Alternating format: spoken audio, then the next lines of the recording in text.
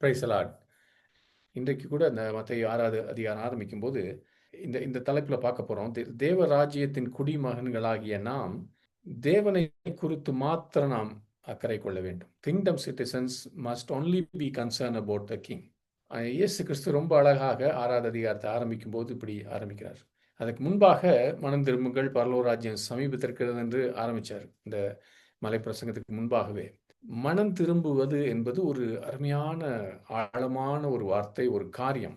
இது நாம் தீமையான காரியங்கள், பாவமான காரியங்கள், அவைகளிலிருந்து விலகி, அவைகளிலிருந்து டர்னிங் அவே, அவைகளிலிருந்து விலகி, அதாவது நெகட்டிவ் திங்கிங், பாதகமான சிந்தனைகள், அசுத்தமான காரியங்கள், இவைகளிலிருந்து திரும்புவது மாத்திரம் அல்ல, நல்ல எண்ணங்கள், நற்கிரியைகளை நோக்கி திரும்புவதும் மனம் திரும்புதலுடைய காரியம்.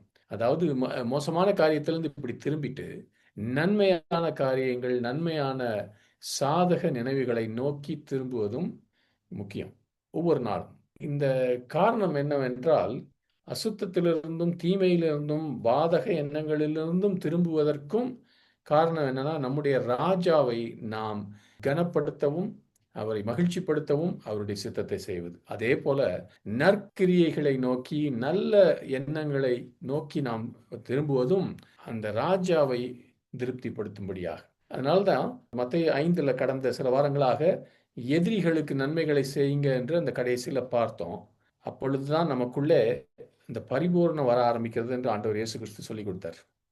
அதே கர்த்தர் இன்றைக்கு மத்தேயு 6ல் நம்ம தொடரும் போது தேவனுடைய சித்தம் நம்முடைய வாழ்க்கையிலே மற்றவர்களுக்கு நன்மைகளை செய்வது, மற்றவர்களுக்கு கொடுப்பது, இவைகளை குறித்து தேவனுடைய சித்தத்தை நமக்கு வெளிப்படுத்த போகிறார். நாம் எந்த நன்மையை செய்தாலும், தான தர்மங்களை செய்தாலும், ஜெபித்தாலும், எந்த காரியத்தில் செய்தாலும் மனிதர்களை திருப்திப்படுத்த, மற்ற மனிதர்களை ஒரு மகிழ்ச்சிப்படுத்த செய்தால் அது மாய்மாலம் என்று ஆண்டவர் இயேசு சொல்லிக் கொடுக்க போகிறார். இன்னைக்கு மற்றவர்களுடைய தேவைகளை சந்திப்பது என்பது ஒரு மனிதாபிமான ஒரு காரியம். ஆனால் மற்றவர்களுடைய தேவைகளை ரகசியத்திலே சந்திப்பது என்பது பரிபூரணத்தை நோக்கி நம்ம மனம் திரும்புவது, பிதாவின் சித்தத்தை நோக்கி நம்ம மனம் திரும்புவது. தான தர்மம் நல்லதுதான், ஆனால் ரகசியத்திலே தான தர்மம் செய்வது பரிபூரணம் என்று ஆண்டவர் சொல்லிக் கொடுக்க போகிறார்.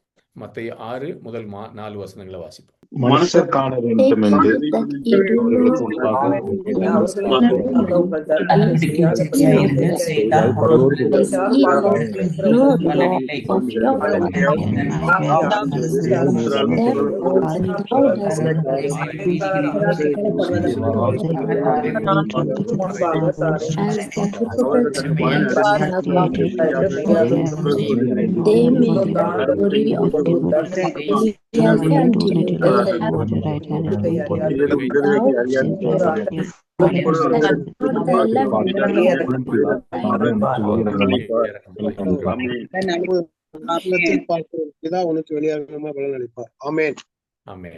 நல்ல நினைவுகள், நல்ல நோக்கங்கள் அந்தரங்கத்தில், நல்ல கிரியைகள் அந்தரங்கத்தில், good thoughts in secret, good deeds in secret. அப்பொழுது தேவராஜ்யத்தின் வெகுமதிகள் நமக்கு பகிரங்கமாக, வெளியரங்கமாக வரும். அதை குறித்து எந்த கேள்வியும் இல்லை. இயேசு கிறிஸ்து சொல்லியிருக்கிறார், பிதா தாமே உனக்கு வெளியரங்கமாய் பலனளிப்பார் என்று. ஆனால் நாம் பல பேர் ஏன் மற்றவர்கள் நம்மை குறித்து என்ன நினைக்கிறார்கள் என்பதில் அதிக கவனமாய், அதிக நோக்கத்தில் இருக்கிறோம். ஒரு உதாரணம் சொல்றேன். நான் என்னுடைய வாழ்க்கையில் நிறைய நாள் இந்தியா விட்டு இருந்ததுனால பல வருஷங்கள், ஒருவேளை ஒரு 7-8 திருமணங்கள் தான் நான் அட்டன் பண்ணியிருப்பேன். அது இந்து திருமணமோ கிறிஸ்டியன் திருமணமோ, இதுல எல்லாம் ஒரு சில வேடிக்கையான காரியங்களை நான் பார்த்திருக்கிறேன். நம்ம நாட்டில், நம்ம பகுதியில் நடக்கிற திருமணத்தில் சொந்தக்காரங்களோ, நல்ல நெருங்கிய நண்பர்கள் அல்லது வேலையில் கூட வேலை செய்கிறவங்க, திருமண காரியங்கள் முடிஞ்ச உடனே அவங்க ஸ்டேஜுக்கு வருவாங்க. மேடையில் புதிதாக திருமணமான தம்பதிகள் இருப்பாங்க. அவங்களுக்கு கங்க்ராச்சுலேட் பண்ணி, அவர்களை வாழ்த்தி, அவர்களுக்கு ஏதாவது கிஃப்ட் கொடுக்கும்படியாக வருவாங்க. சில பகுதிகளில் பார்த்துருக்குறேன், சில ஊர்களில் அல்லது சில கலாச்சாரத்தில் அப்படி யாராவது வரும்போது, வரத்துக்கு முன்னாடி ஒரு ஆள் வந்து அவங்க பேரெல்லாம் கேட்டுட்டு, என்ன கொடுக்குறீங்க, குறிப்பாக பணம் கேட்டுட்டு, அவங்க மேலே வரும்போது இங்கே ஒரு லவுட் ஸ்பீக்கரில் சொல்லுவார், இந்த ஐயா, இவர் மாமா, இவர் வராரு, இவர் வந்து மொய்யாக இவ்வளவு பணம் கொடுக்குறாரு அப்படின்னு சொல்லுவாங்க, சத்தமாக சொல்லுவாங்க. இப்போ எல்லாரும் கேட்குறபடி அவன் வர்றவங்களோ இந்த புதிதாக திருமணமானவர்களுக்கு என்ன சொந்தம்னு வேற உட்காந்து சொல்லுவாங்க. ஏன் அதை சொல்றாங்க? எல்லாரும் கேட்கறத, இந்த வருகிறவர் எவ்வளவு ஒரு உதாரமாய் இருக்கிறாரு என்பதுக்காக அல்ல. எதுக்குன்னா, அது எதுக்கு சொல்றதுன்னா, அதை சொன்னா வருகிறவர்களுக்கு ஒரு ப்ரெஷர் இருக்கும். நிறைய கூட கொடுக்கணும்னு. யாருமே பார்க்காம ஒரு கவருக்குள்ள போட்டா என்ன கொடுப்பாங்கன்னு தெரியாம இருந்தா அது வேற விஷயம். எல்லாருக்கும் அனௌன்ஸ் பண்ணும்போது கூட கொடுப்பாங்கன்ற ஒரு நம்பிக்கையில அப்படி பண்றாங்க. இன்னொரு திருமணத்தில் நான் பார்த்துருக்கேன். அந்த மணப்பெண்ணுடைய தகப்பனார் வந்து கவர்மெண்ட்ல ஒரு பெரிய முக்கியமான ஒரு அதிகாரியா இருந்தார். அதனால அந்த இந்த அரசாங்கத்தை அவருடைய டிபார்ட்மெண்ட்டுக்கு சார்ந்து இருக்கிற பல பிசினஸ்காரங்க இருக்காங்க. அவங்க எல்லாரும் அந்த கல்யாணத்துக்கு கூட்டமா வந்திருந்தாங்க. அந்த ஊர்ல, இந்த தாலுகால, இதுல, இந்த மாவட்டத்துலன்னு பெரிய பெரிய குரூப். ஒவ்வொரு குரூப்பும் மேல வரும்போது, ஸ்டேஜுக்குள்ள வரும்போது பெரிய பெரிய பிக்சர் ஃப்ரேம், எப்படின்னா ஒரு 6 அடிக்கு 5 அடி அந்த மாதிரி இப்போ தூக்க முடியாம 3-4 பேர் சேர்ந்து ஃபோட்டோ ஃப்ரேம் மாதிரி வச்சிருக்காங்க. அதில் என்ன இருக்குன்னா, அந்த மணமக்களுக்கு வாழ்த்துக்கள்னு பிரிண்ட் பண்ணிட்டு அவங்க எல்லாருடைய பேரும் பிரிண்ட் பண்ணி அதை கொண்டாந்து கொடுக்குறாங்க. இது 1 2 இல்லை, ஒருவேளை 30 குரூப்புக்கு மேலே வந்தாங்க. கூட்டமாக வந்து இதை கொடுத்துட்டு அந்த கூட்டமாக ஒரு ஃபோட்டோ எடுத்துக்கிட்டு போகிறாங்க. என்னதான் அவங்க வந்து இந்த திருமணத்துக்கு வாழ்த்துக்கள் கொடுத்தாங்களாம், அதுக்கு நல்ல ஒரு நிரூபணம் இருக்குன்னு சொல்லி. இதை பார்க்கும்போது எனக்கு அவ்வளவு தமாஷா இருந்துச்சு. இந்த 30 பிக்சர் ஃப்ரேமும் இது குப்பையில் கூட தூக்கி போட முடியல, அதில் பிரயோஜனமே இல்லை. ஆனால் அவர்களுடைய கவனம் இதிலெல்லாம் என்னன்னா, மற்றவர்கள் நம்மை குறித்து என்ன நினைப்பாங்க. இப்போ நீங்கள் இதை கேட்கும்போது உங்களுக்கு ஒருவேளை விசித்திரமாக இருக்கும், ஒருவேளை நீங்கள் சில பேர் பார்த்துருப்பீங்க கூட. ஆனால் நாம் ஞாயிற்றுக்கிழமையிலேயோ மற்ற நாட்களில் சபையில் கூடும்போது என்ன நடக்கிறதுன்னு யோசிச்சு பார்ப்போம். இங்கே ஒருவேளை ஒரு பெரிய சர்ச்சுக்கு போனீங்கன்னா ஒரு சிலரை நீங்கள் அந்த ஞாயிற்றுக்கிழமை சபையில் தான் சந்திக்கிறதா இருக்கலாம். ஏன்னா உங்களை அவ்வளவா அவங்களுக்கு தெரியாது, நீங்கள் மற்ற நேரங்களில் பார்க்காம இருக்கலாம். அப்படி சில பேர் அங்கே தான் சர்ச்சில் தான் பார்த்தீங்கன்னா நீங்கள் நினைப்பீங்க, ஐயா இந்த குடும்பம் எப்போதும் ரொம்ப நல்ல அருமையாக ட்ரெஸ் போட்டிருப்பாங்க போல இருக்கு, நல்ல அவங்களுடைய நடத்தை வந்து அவ்வளவு நல்ல பவ்யமாக, எப்பொழுதும் சிரிச்சுக்கிட்டு, எப்பொழுதும் அன்பாக, எப்பொழுதும் சந்தோஷமாக மற்றவர்கள்கிட்ட ரொம்ப நல்லா நடந்துக்கிறாங்க. அவங்க குடும்பத்தில் அப்படியே எல்லாரும் அப்படியே ஒற்றுமையாக இருக்கிறாங்க அப்படின்னு நான் நினச்சிக்குவோம். ஆனால் ஒரு வாரத்தின் நடுவில் அதே குடும்பத்தை நீங்கள் அவங்க வீட்டில் போய் பார்த்தீங்கன்னா, ஒன்றும் சொல்லாமல் திடீர்னு போய் பார்த்தீங்கன்னா எப்படி இருக்குன்னு உங்களுக்கே கற்பனை பண்ணி பாருங்க. அப்போ இந்த ஞாயிற்றுக்கிழமை வரும்போது நம்ம மற்றவர்கள் நம்மை எப்படி பார்க்க வேண்டும், எப்படி நினைக்க வேண்டும், எப்படி மதிக்க வேண்டும், எப்படி ஏற்றுக்கொள்ள வேண்டும் என்று ஒரு விதமாக செய்கிறோம். ஆனால் மற்ற நாட்களில் அப்படி இல்லை.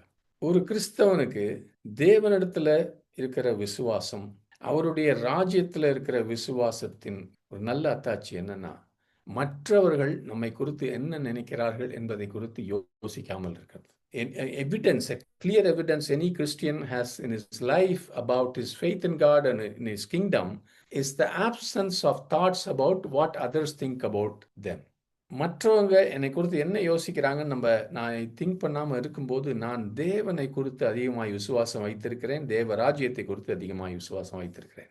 ஏன்னா தேவனுடைய ராஜ்யம் என்பது தேவனுடைய விருப்பம், தேவன் கொடுக்கிற வெகுமதிகள். அதுதான் தெய்வீக ராஜ்யத்தில் நமக்கு இருக்கிற வாழ்க்கை. மனுஷர்கள் நம்மை மெச்சிக்கொள்வதில்லை, மனுஷர்கள் கொடுக்கிற வெகுமதிகள் இல்லை.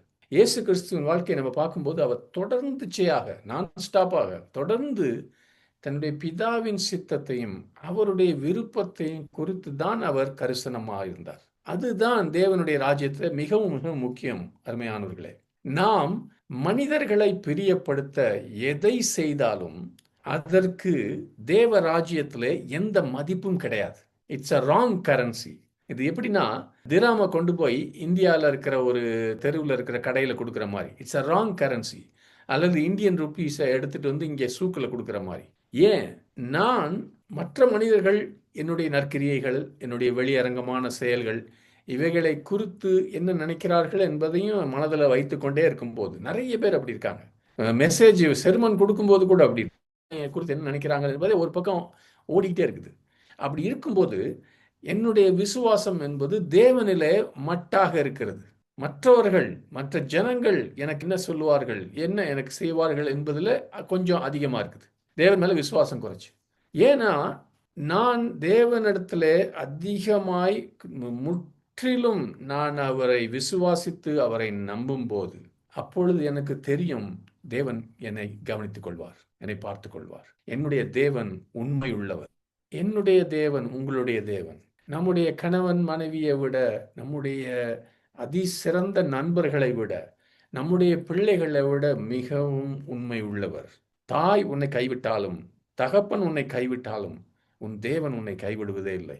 மத்தேயு 10:42 இயேசு கிறிஸ்து சொன்னாரு, சீஷன் என்கிற நாமத்தின் நிமித்தம் இந்த சிறியரில் ஒருவனுக்கு ஒரு கலசம் தண்ணீர் மாத்திரம் குடிக்க கொடுக்கிறவனும் தன் பலனை அடையாமற் போகான் என்று மெய்யாகவே உங்களுக்கு சொல்கிறேன் என்றார். அவருடைய ராஜ்யத்துக்கென்று சும்மா ஒரு தண்ணி கொடுத்தா கூட ஆண்டவர் பலன் கொடுக்காமல் இருக்கவே மாட்டார் என்று இயேசு கிறிஸ்து மெய்யாகவே சொல்லுகிறார். இந்த காரியத்தை கிறிஸ்தவர்களாகிய நாம் ஒருவேளை தலையிலே நம்ம பெற்றிருக்கலாம். ஆனால் அது உண்மையிலேயே உங்களுடைய இருதயத்திலே ரேமா வார்த்தையாக உள்ள போயிருச்சா? இல்லை என்று நான் நினைக்கிறேன். ஏன் இதை சொல்லுகிறேன்? அவருடைய ராஜ்யத்தில் சபையிலேயோ ஊழியங்களிலோ ஒரு சின்ன காரியத்தை யார்கிட்டயாவது நான் செய்யும்படியாக கேட்டால் உடனடியாக அவங்க என்ன பண்ணுவாங்க, எனக்கு டைம் இருக்குதான்னு பார்க்குறேன் பிரதர்.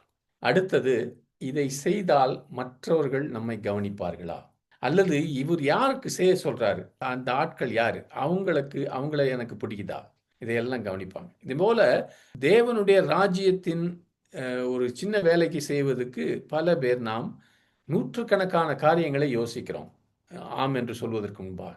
அதே கிறிஸ்தவன், அதே விசுவாசி, நீங்களும் நானும் தான், வேற ஆளெல்லாம் சொல்ல, யூ அண்ட் மீ, அதே விசுவாசி இரவும் பகலும் தங்களுடைய குடும்பங்களுக்காக உழைக்க தயங்குவதே இல்லை. வேலை செய்கிற கம்பெனிக்காக மாடாட்டம் உழைக்கிறதுக்கு தயங்குவதே இல்லை. ராத்திரியில் ரொம்ப லேட்டாக வேலை செய்ய சொன்னாலும், அல்லது சனிக்கிழமை ஞாயிற்றுக்கிழமை என்று கூப்பிட்டாலும் வேலை செய்ய தயங்குவதில்லை. இது ரெண்டு வித்தியாசத்தை பாருங்க. என்ன காரணம்? நாம் நம்முடைய குடும்பத்துக்காகவோ, நம்முடைய நண்பர்களுக்காகவோ, நம்முடைய கம்பெனிக்காகவோ அதிகமாய் உழைக்கும் போது நிச்சயமாக அதுல நமக்கு வெகுமதிகள், நமக்கு பலன் உண்டு, நம்மை மெச்சிக்கொள்வார்கள் என்று நாம் உண்மையாக நினைக்கிறோம். அதே அளவுக்கு நான் தேவனுடைய ராஜ்யத்திலே ஊழியம் செய்யும் போது அப்படிப்பட்ட ஒரு வெகுமதி தேவன் கொடுப்பார் என்ற முழு நம்பிக்கை அதே அளவுக்கு இல்லை. ஆனால் சத்தியம் என்ன தெரியுமா? உண்மையான சத்தியம் உண்மையிலேயே எதிரான ஒரு சத்தியம், தலைகீழான காரியம். உண்மை நம்ம நினைக்கிறது பொய். நம்ம ஓடுறோம் பாருங்க, யாருக்காக, எதுக்காக ஓடுறோம்? ராஜ்யத்துக்காக, தேவன் ராஜ்யத்துக்காக ஓடல. இதுல யார் நமக்கு உண்மையா இருப்பாது என்பது மிகவும் ஆப்போசிட்டாக நம்ம யோசிக்கிறதுக்கு எதிர்ப்பதமாக இருக்குது. நான் என்னுடைய வாழ்க்கையிலிருந்து ஒரு சிறிய சாட்சியை கொடுக்கிறேன். நான் 24 வருஷமாக ஒரு யூனிவர்சிட்டியை இந்த நாட்டில் கட்டுவதற்கு அதிகமாக நல்ல ஒரு எல்லா எனர்ஜியும் கொடுத்து உழைத்தேன். ஆரம்பத்தில் கொஞ்சம் தான் ஸ்டூடெண்ட்ஸ் இருந்தாங்க. நான் வெளியே வரும்போது இந்த நாட்டிலேயே அதுதான் பெரிய காலேஜாக மாறிச்சு இன்னைக்கு வரைக்கும். அந்த 24 வருஷம் வேலை செஞ்ச போது எனக்கு பல விதத்தில் மேலே கீழே எல்லா இடத்துலையும், பேலஸ்லேருந்து ஆயில் கம்பெனி, ஆர்மி, எங்கெல்லாம் நிறைய கான்டாக்ட்ஸ் இருந்தாங்க. அவங்க எல்லாரும், எல்லா நாட்டுக்காரர்களும், குறிப்பாக இந்த நாட்டுக்காரர்களும் எல்லாம் ரொம்ப அந்த 24 வருஷமும் கர்த்தருடைய கிருபையினாலே என்னிடத்துல மிகவும் நல்ல ஒரு நட்போடு இருந்தாங்க. ஆனால் ஒரு நாள் நான் அந்த காலேஜை விட்டு வெளியே வர வேண்டியிருந்தது. அப்போ இந்த நாட்டில் இங்கிலீஷில் சொல்லுவாங்க நெட்வொர்க்ஸ்னு, தமிழில் நம்ம நட்புகள்னு சொல்லலாம், இந்த நாட்டின் பாஷையில் வாஸ்தான்னு சொல்லுவாங்க. இதெல்லாம் இருக்குதுன்னு சொல்கிறாங்க. ஆனால் கடந்த 12 வருஷமாக அந்த கல்லூரியிலிருந்து வெளியே வந்துட்டு நான் ஒரு பிஸ்னஸ் ரன் பண்ணிட்டு இருக்கேன். அந்த 24 வருஷமாக இருந்த நண்பர்கள், அவ்வளவு கான்டாக்ட், கம்பெனிகள், இதில் இருந்த ஒருவராவது, என்னோடு வேலை செய்தவர்களோ நண்பர்களோ ஒருவராவது என்னுடைய பிஸ்னஸ்க்கு எந்த விதத்திலும் உதவி செய்யவே இல்லை. சும்மா ஒரு சின்ன உதவி கூட செய்யலை. நிறைய பேருக்கு நல்ல பெரிய பெரிய ஆட்கள் ஒரு தடவை கூட கூப்பிட்டு கான்டாக்ட் பண்ணி எனக்கு எதுவும் உதவி வேணுமா அப்படின்னு கேட்டதில்லை. யார்கிட்டயாவது சொல்லி கூட உதவி செஞ்சதில்லை. அதில் பெரிய நல்ல காரியம் என்னன்னா, அருமையான அந்த அனுபவத்தில் காரியம், பரிசுத்த ஆவியானவர் எனக்குள்ள ஒரு நல்ல ஒரு நம்பிக்கையை போட்டிருந்தார். தேவன் என்னுடைய பிசினஸை பார்த்து கொள்வார் என்று. அதனால அவர்களை, எந்த நண்பர்களையும், எந்த என்னோட வேலை செய்த யாரையும் எந்த விதத்திலும் உதவிக்கு நான் கேட்கும்படியாக எந்த ஒரு நினைப்பே வரல எனக்கு. ஒருவேளை அவங்க எதிர்பார்த்திருக்கலாம் நான் வந்து அவங்க கிட்ட கேட்பேன்னு சொல்லி. ஆனால் அந்த அந்த நினைப்பே வரல. ஆண்டவர் வந்த ப்ராஜெக்ட் எல்லாமே யாராவது எங்கேருந்தாவது கூப்பிடுவாங்க. தெரியாத ஆட்கள் கூப்பிட்டு ப்ராஜெக்ட் கொடுப்பாங்க. இந்த இந்த கம்பெனி 12 வருஷமா நடத்தும் போது மார்க்கெட்டிங்காக, பப்ளிக் ரிலேஷன்ஸ்க்காக ஒரு பைசா கூட செலவழிக்கல. யாராவது எங்களுக்கு ஒரு 60 ப்ராஜெக்ட் மேலே பண்ணியிருக்கோம். அவர்களுக்கு திரும்ப கூட, எங்களுக்கு கொடுத்தவங்களுக்கு திரும்ப கூட நான் போய் இமெயிலெலாம் போட்டதில்லை. என்னோடு வேலை ஆரம்பித்த இந்த கம்பெனி ஆரம்பித்த ஒரு அமெரிக்கன் கூட 9 வருஷம் முன்னாடி போயிட்டார். அதுக்கப்புறம் கோவிட் வந்துருச்சு 3 வருஷம். நான் 24 வருஷம் உழைத்த அந்த அந்த யூனிவர்சிட்டியிலேருந்து ஒரு ப்ராஜெக்ட் கூட வந்ததில்லை. ஆனால் தேவனை சார்ந்திருக்கும் போது கர்த்தர் கொடுக்கிறார் என்பதை நான் இந்த நேரத்தில் என்னுடைய இருதயத்தின் ஆழத்திலிருந்து சொல்ல முடியும். தேவனே சாட்சி, அவரே கொடுக்கிறார். ஆமென். சகோதரனே, சகோதரியே, நாம் மற்றவர்கள் நம்மை குறித்து என்ன நினைக்கிறார்கள், அவர்கள் நமக்கு வெகுமதி கொடுப்பார்கள் என்று நாம் முயற்சி செய்யும் போது நாம் வீணாக நம்முடைய வாழ்க்கையில ஓடுகிறோம். அது மாம்சீகமான எண்ணம். அதிலே அப்படிப்பட்ட எண்ணத்தில், அப்படிப்பட்ட சிந்தனை போக்கில் இயேசு கிறிஸ்து இல்லை என்று நான் சொல்ல முடியும். ஆமென். எதையுமே தேவனுக்கு முன்பாக செய்யும் போது, மனுஷனுக்கு முன்பாக செய்யாத போது, அது இந்த இந்த காரியங்கள் நமக்கு ரேமாவாக மாறுகிறது. தேவனுடைய ராஜ்யம் நமக்குள்ளே வருகிறது. ஏன்னா என்னுடைய வாழ்க்கையில் இந்த பிஸ்னஸ் நடத்துவது தேவன் இந்த ஒரு வெளிப்பாட்டை கொடுத்ததுனால நான் அமைதியாக நடத்தி கொண்டிருக்கேன். அதே போல ஊழியத்தின் பாதையில் கூட பல சமயங்களில் யாரும் எதுவும் சொல்கிறாங்களா இல்லையன்றதை கண்டுக்கிறது இல்லை. ஆனால் வாழ்க்கையின் பல பகுதிகளில் இந்த காரியத்தில் நானும் அதிகமாய் வளர வேண்டும். நம்ம எல்லாரும் வளரணும். ஆனால் ஒரு காரியத்தை நான் இந்த அனுபவத்தில் சொல்ல முடியும் சாட்சியாக. நான் மற்றவர்கள் என்னை கவனிக்க வேண்டும் என்று நான் தேடாத போது, வாஞ்சிக்காத போது, அதை நாடாத போது என் தகப்பன் என்னை கவனிக்கிறார். And I am not longing for the notice of other people. My Father notices me. Amen. அதனால நல்ல நினைவுகள் ரகசியத்தில், நல்ல காரியங்கள் ரகசியத்தில், நல்ல ஜெபங்களும் ரகசியத்தில் என்று ஆண்டவர் இயேசு கிறிஸ்து சொல்லிக் கொடுக்கிறார். பாருங்க, உங்க தர்மத்தை, உங்க நற்கிரியைகளை மனுஷர் பார்க்கிறபடி செய்யாதபடிக்கு எச்சரிக்கையா இருங்கள். அப்படி செஞ்சீங்கன்னா பரலோகத்தில் இருக்கிற உங்கள் பிதாவின் இடத்துல உங்களுக்கு பலன் இல்லை. தாரையை ஊதிக்கிட்டு போய் பண்ணாத. அந்த தாரையோட முடிஞ்சு போச்சு உன்னுடைய பலன். உன்னுடைய தர்மம் அந்தரங்கமா இருப்பதற்கு உன் வலது கை செய்கிறதை உன் இடது கை அறியாதிருக்க கடவுது. அல்லேலூயா, அல்லேலூயா. அதே போல தொடர்ந்து பார்ப்போம். 6வது அதிகாரம் 5வது வசனத்திலிருந்து 8 வரைக்கும். அன்றியும் நீ ஜெபம் பண்ணும்போது மாயக்காரர்கள் போல் இருக்க வேண்டாம். மனுஷர் காணும்படியாக அவர்கள் ஜெபம் ஆலயங்களிலும் வீதிகளிலும் சந்தைகளிலும் நின்று ஜெபம் பண்ண விரும்புகிறார்கள். அவர்கள் தங்கள் பலனை அடைந்து தீர்ந்ததென்று மெய்யாகவே உங்களுக்கு சொல்லுகிறேன். நீயோ ஜெபம் பண்ணும்போது உன் அறை வீட்டுக்குள் பிரவேசித்து உன் கதவை பூட்டி அந்தரங்கத்தில் இருக்கிற உன் பிதாவை நோக்கி ஜெபம் பண்ணு. அப்பொழுது அந்தரங்கத்தில் பார்க்கிற உன் பிதா வெளிகரங்கமாக உனக்கு பதில் அளிப்பார். அன்றியும் நீங்கள் ஜெபம் பண்ணும் போதெல்லாம் அஞ்ஞானிகளைப் போல வீண் வார்த்தைகளை அளப்பாதீர்கள். அவர்கள் அதிக வசனிப்பினாலே தங்கள் ஜெபம் கேட்கப்படும் என்று நினைக்கிறார்கள். அவர்களைப் போல நீங்களும் செய்யாதிருங்கள். உங்கள் பிதாவை நோக்கி நீங்கள் வேண்டிக் கொள்வதற்கு முன்னுமே உங்களுக்கு இன்னது தேவை என்று அவர் அறிந்திருக்கிறார். ஆமென். ஆமென். இன்னொரு மெசேஜ் என்கிற பைபிள்ல இப்படி எழுதியிருக்குது. கடவுளின் மீன் நீ வரும்போது அதையும் நாடக தயாரிப்பாக மாற்றாதே. 15 நிமிட புகழுக்காக நம்பிக்கை வைத்து இவர்கள் அனைவரும் தங்கள் ஜெபங்களால் ஒரு வழக்கமான ஒரு நாடக நிகழ்ச்சியை நடத்துகிறார்கள்.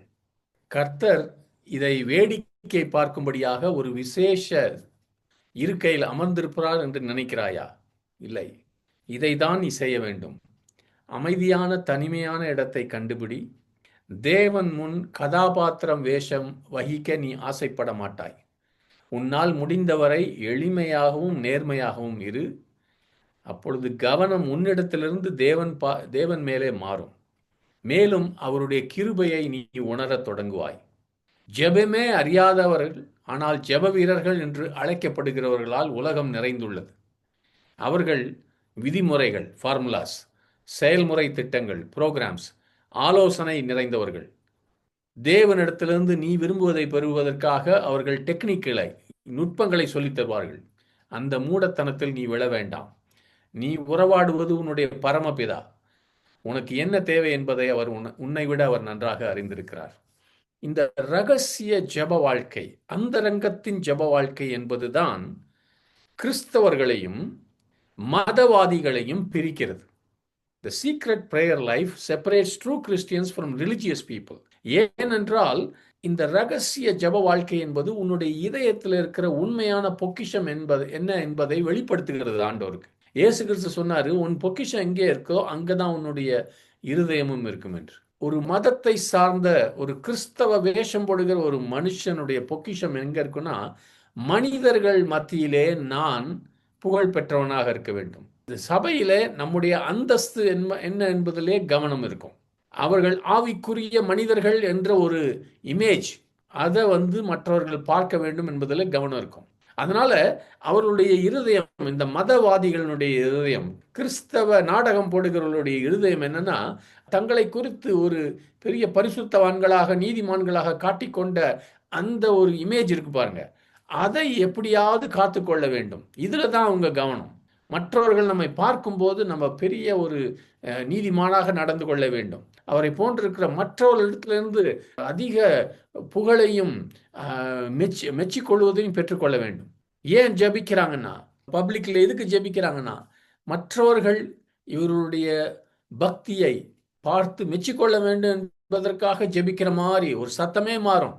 அழகாக, சாதாரண தமிழ்லாம் இருக்காது, அழகான தமிழ்ல பேசுவாங்க. ஏனென்றால் அவர்கள் ஆவிக்குரிய வாழ்க்கை காரியங்களை அதிகமாய் பேசுவதற்கு காரணம் அவர்களுடைய பெருமை, புகழ், ஆவிக்குரிய காரியத்தை குறித்து அதெல்லாம் மேலே போகுது. வெளியரங்கமான அந்த செயல்களிலே, மத செயல்களிலே இயங்கி இருக்கிறதே காரணம் அவர்களுக்கு அதை குறித்து மரியாதை பெறுவதற்காக. ஆனால் அந்தரங்கத்திலே, உள்ளான இடத்துல, ரகசியத்துல, வேற மனிதர்கள் பார்க்க முடியாத இடத்துல, வேற மனிதர்கள் கேட்க முடியாத இடத்துல அவர்கள் உண்மையிலேயே எப்படிப்பட்டவர்கள் என்பது வெளிப்படுத்தப்படுகிறது. அவர்கள் தங்களை அதிகமாய் நேசிக்கிறவர்கள். இந்த இமேஜ் தங்களை குறித்திருக்கிறதை தாங்கள் ஆராதித்துக் கொண்டிருக்கிறார்கள்.